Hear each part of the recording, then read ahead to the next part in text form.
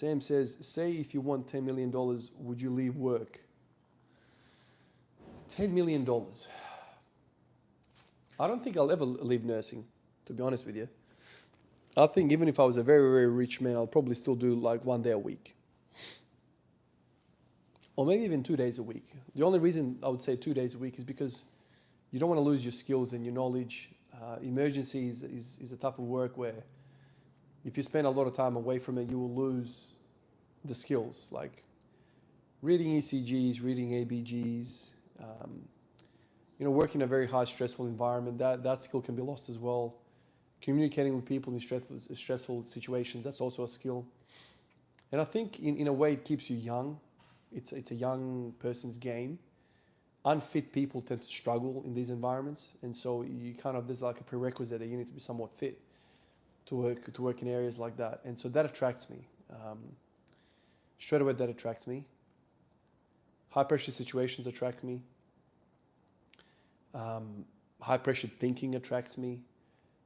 Helping people in critical situations attracts me. So all those things, and 1 or 2 days a week would be perfect. But obviously, if I won $10 million, I'd probably buy a whole stack of machines and I'll probably open up a gym. That to me would be my life goal. I would really, really love to do that. And I would spend a lot of time at the gym. I would spend a lot of time talking to people at the gym, exactly like this, except some of you blokes will be with me in the gym. And I've had dreams of like making a gym free entry. I don't know how that works. I know Mark Smelly Bell had a gym where you train in there for free. And he, like as part of you being a member, when he needs you to help move some stuff around or whatever, or I don't know what the intricacies are, you help him out eventually or something. I'd love that. Like if I was a really, really rich person, maybe I could buy the equipment. Like, I don't know how much I don't even know how much money you would need to buy all this stuff, like a proper gym. Like, I mean, this place that I bought this stuff from in 1990, they bought it everything, all of the equipment for $300,000 back then. And it was a massive gym. So maybe $300,000 today, some 35 years later, for a smaller gym would be ideal. And, and just buy the equipment that I believe in and spend a lot of time in there. I think that would be really, really cool. That's like a life goal. And not in the sense of like, I want to make money and become like a big chain or whatever. That's never going to drive me, man. Like this is my hobby. This is my true passion. And I'd love to be in and around that, constantly. That's like my life-term goal. I don't know if it's most likely never going to happen.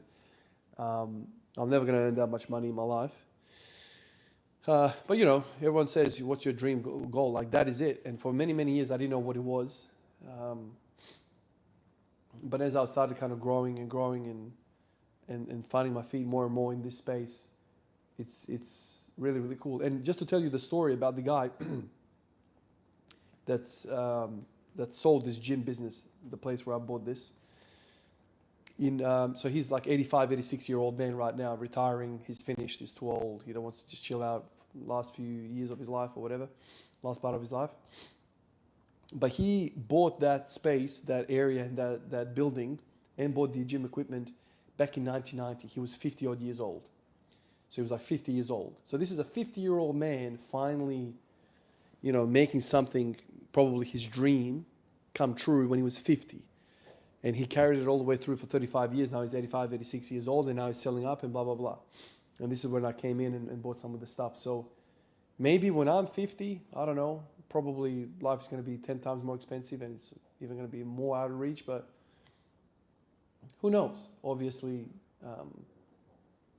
right now would be excellent. But even if it's in like my 50s, maybe I'll make it happen someday. I don't know. I doubt it, but that's what I'd love to do with my time, All right, let me crack another set.